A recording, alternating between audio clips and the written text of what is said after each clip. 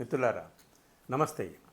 అంతా అనుకున్నట్టుగానే నితీష్ కుమార్ అడ్డం తిరిగినట్టుగా వార్తలు వస్తున్నాయండి. చాలా పెద్ద బిగ్ డ్రామా, హై డ్రామా అని అంటామే, అది బీహార్లో ముఖ్యంగా ఎన్డీఏలో జరుగుతోంది. ఆ విషయం గమనించుకోవడానికి, అసలు ఏం జరుగుతుంది ఏమిటి అని తెలుసుకోవడానికే నితీష్ కుమార్కి కొంచెం టైం పట్టింది.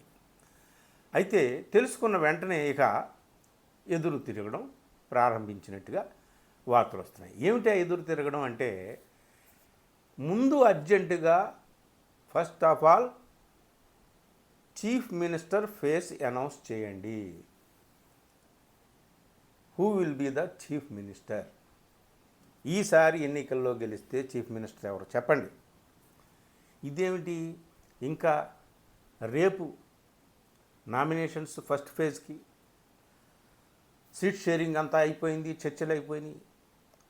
జేడీయూ రిప్రజెంటేటివ్గా అక్కడ నెక్స్ట్ టు నితీష్ కుమార్ అని చెప్పుకునేటటువంటి సంజయ్ ఝా వచ్చి సంతకం కూడా పెట్టాడు. అన్నీ అయిపోయిన తర్వాత ఇప్పుడేమిటిది అని బీజేపీ వారు ఒక్కసారిగా షాక్ అయ్యారు. షాక్ అవ్వడానికి ఇప్పుడు నితీష్ ఎన్నికల ప్రక్రియ ప్రారంభమైనప్పుడు కానీ, ఎస్ఐఆర్ ప్రక్రియ జరుగుతున్నప్పుడు కానీ, నరేంద్ర మోడీ అలాగే అమిత్ షా వీళ్ళందరితో కలుస్తున్నప్పుడు కానీ ఎప్పుడూ కూడా సీఎం ఎవరు అనేటటువంటి పాయింట్ని నితీష్ కుమార్ లేవనెత్తలేదు.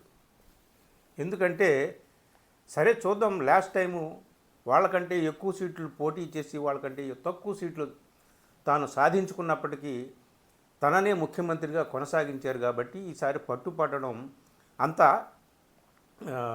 మంచిది కాదని అనుకుని ఉంటాడో ఏమో మొత్తానికి. సో ఇప్పటి వరకు అనని వ్యక్తి ఆఖరి ఘడియలో, ఆఖరి క్షణములో, అంతిమ క్షణాల్లో ఇప్పుడు ఎందుకు అడ్డం తిరిగాడు?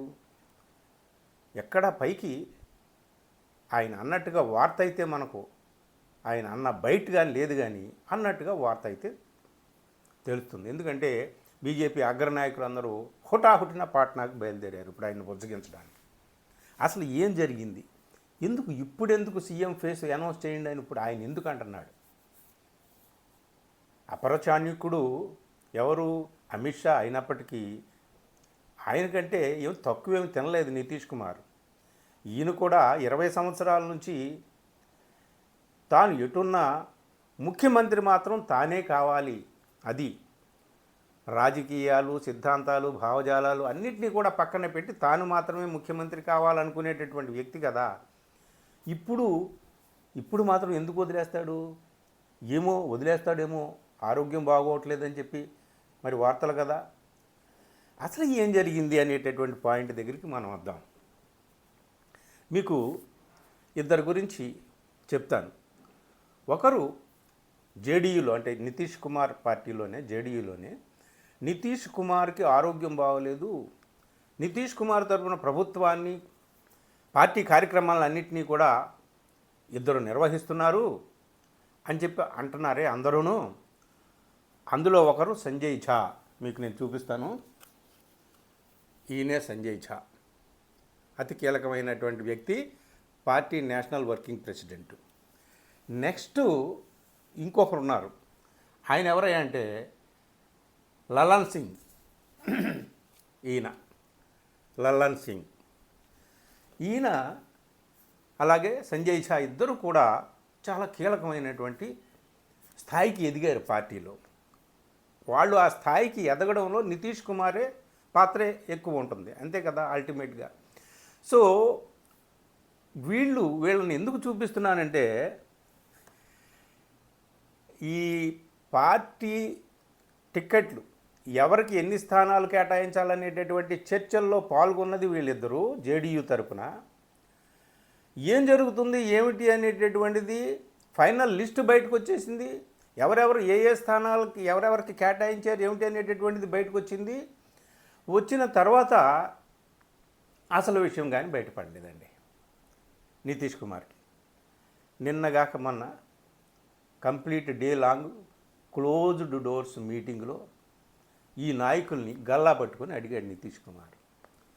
అసలు మనం గెలిచినటువంటి స్థానాలని కూడా లోక్ జనశక్తి పార్టీకి, చిరాగ్ పాస్వాన్ నేతృత్వంలో ఉన్న లోక్ జనశక్తి పార్టీకి కేటాయిస్తూ ఉంటుంటే మీరు కిమ్మనకుండా కళ్ళు మూసుకొని నోరు మూసుకొని సంతకం పెట్టి వస్తారా? ముఖ్యంగా సంజయ్ ఝాని పట్టుకొని దులిపి పారేసాడంట. తలుపులు వేసుకున్న మీటింగ్లు ఏం జరుగుతుంది నీకు ఎలా తెలుసు అంటే, నాకు కాదు బీహార్ నుంచి అందరూ మాట్లాడుతున్నటువంటి విషయాలు. గోడలకు చెవులు ఉంటాయో లేదో కానీ జర్నలిస్టుల చెవులు గోడలకు ఉంటాయి, అన్ని విషయాలు బయటకు వస్తాయి. సో వాళ్ళ మీద ఆగ్రహాన్ని ప్రదర్శించడమే కాదు, వాళ్ళ మీద ఆగ్రహాన్ని ప్రదర్శించి మనకి ముఖ్యంగా ఒక 5 స్థానాలండి, రాజగిరి లాంటి స్థానాలు, వాటిని జేడీయూ 2-3 దఫాలుగా కైవసం చేసుకుంటూ వస్తున్నటువంటి స్థానాలు చిరాగ్ పాస్వాన్కి కేటాయించారు. మీరు ఏం చేస్తున్నారు అక్కడ? ఏమిటి? ఆరా తీస్తే ఏమైంది? ఏం విషయం తెలిసింది నితీష్ కుమార్కి అంటే, ఈ సంజయ్ ఝా, ఈ లల్లన్ సింగ్, అలాగే విజయ్ చౌదరి, ఆయన కూడా జేడీయూలో కీలకమైన వీళ్ళందరూ అమిత్ షా గోదీలో కూర్చున్నారు. అమిత్ షా చేతుల్లోకి వెళ్ళిపోయారు.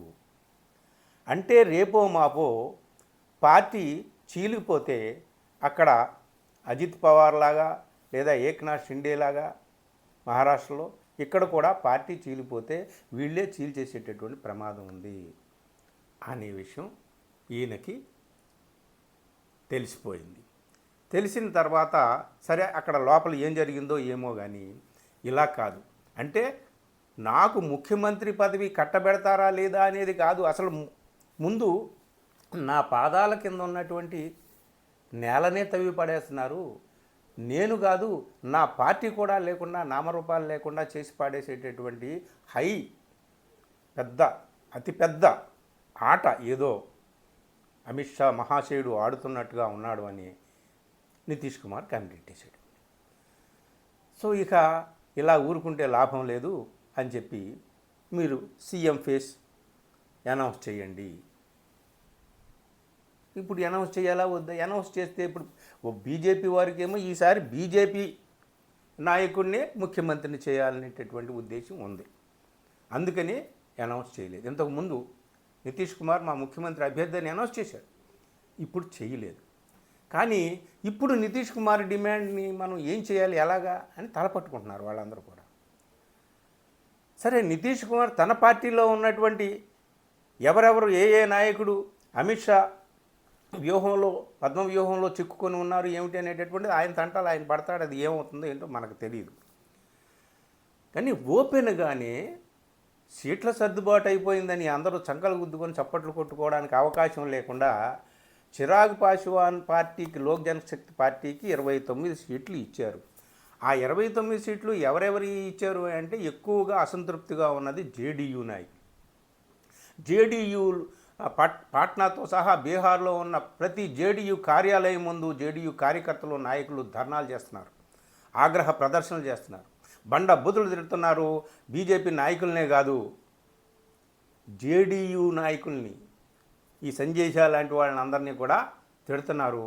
ఎక్కడ పడితే అక్కడ తిరుగుబాటు.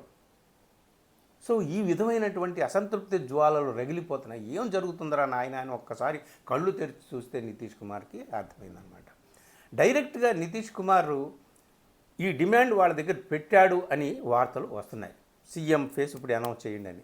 ఇప్పుడు వాళ్ళు తికమక పడుతున్నారు.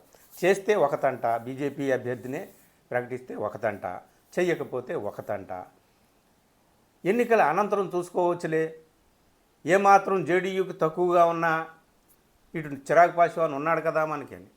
ఇంకొకళ్ళు ఆర్ఎల్ఎం ఉపేంద్ర కుష్వాహా, ఆయన ఆర్ఎల్ఎం పార్టీ రాష్ట్రీయ లోక్మోర్చా కదా, ఆయన కోయిరి అనే కమ్యూనిటీకి నాయకుడు అని చెప్పాం కదా, చాలా బలమైనటువంటి కమ్యూనిటీ అది.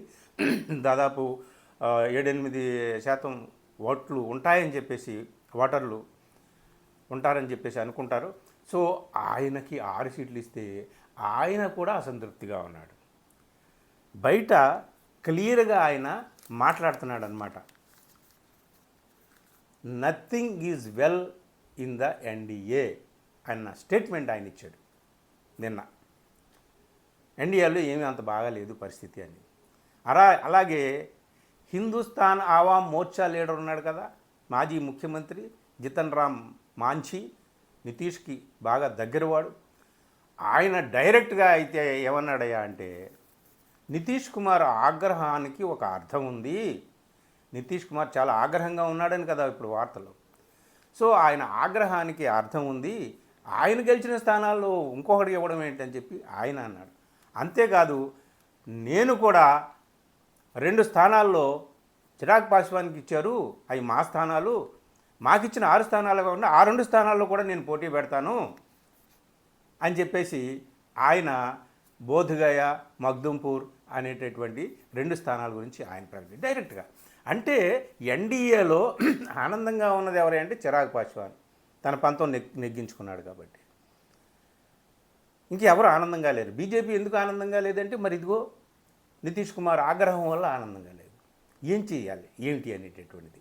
మొత్తానికి పార్టీని చీల్చేటటువంటి ప్రయత్నాలు ఏవో జరుగుతున్నాయి తెర వెనక అని గమనించడంతో నితీష్ కుమార్ అడ్డం తిరిగాడు. ఇప్పుడు ముఖ్యమంత్రి క్యాండిడేట్ని ప్రకటించండి, ముఖ్యమంత్రి ఎవరు అనేటటువంటిది ప్రకటించండి అని పట్టుబడుతున్నాడు అనేటటువంటి విషయం ఇప్పుడు బయటకు వచ్చిందనమాట. సో ప్రతి రాష్ట్రంలోనూ అపర చాణుక్య నీతి రచనా చమత్కృతి ప్రతి రాష్ట్రంలోనూ ఒకలాగా విజయం సాధిస్తుందని చెప్పలేము. ఇదిగో ఒక చోట విజయం సాధించవచ్చు, బీహార్ లాంటి చోట ఎదురు దెబ్బ తగలవచ్చు. నితీష్ కుమార్ గురించి మనం ఆయన ఏమో శుద్ధపోసని పాలతో కడిగినటువంటి పవిత్రమైన మూర్తి అని చెప్పలేము. ఎందుకంటే ఆయన 20 సంవత్సరాల నుంచి ఆయనే ముఖ్యమంత్రి, ఏ కూటమిలో ఉన్నా ఆయనే ముఖ్యమంత్రి.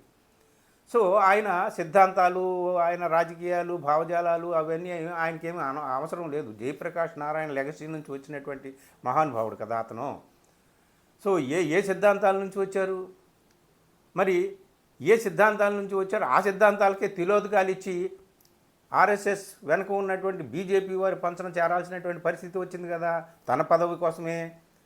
రామ్విలాస్ పాస్వాన్ లాంటి మహాదళిత నేత, అతను కూడా జయప్రకాష్ నారాయణ లెగసీ నుంచి వచ్చినటువంటి నేత, అతని కూడా తన భావాలకి తన సిద్ధాంతాలకి తిలోదకాలు ఇచ్చి బీజేపీ దగ్గరికి వెళ్ళాడు కదా. ఇప్పుడు ఆయన కొడుకు చిరాగ్ పాస్వాన్.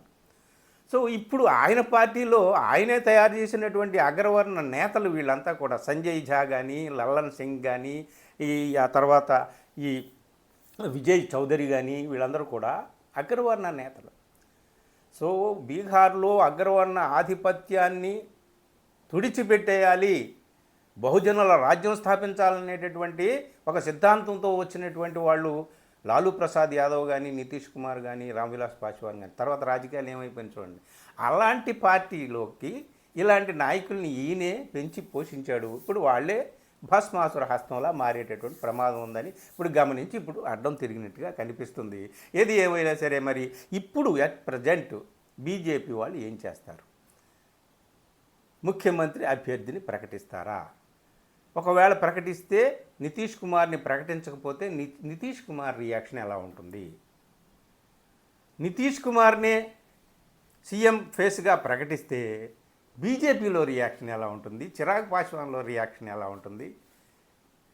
అసలు స్థానాలు మేము అన్నీ ఇవ్వవద్దని అన్నాం, 15 స్థానాలు మించి ఇప్పుడు మీరు 29 స్థానాలు ఇచ్చి మా టికెట్లకి, మా అభ్యర్థులకి, మా నాయకులకి అసలు పెడతారా అని చెప్పేసి చాలా తీవ్రంగా ఆగ్రహంగా ఉన్నాడు నితీష్ కుమార్.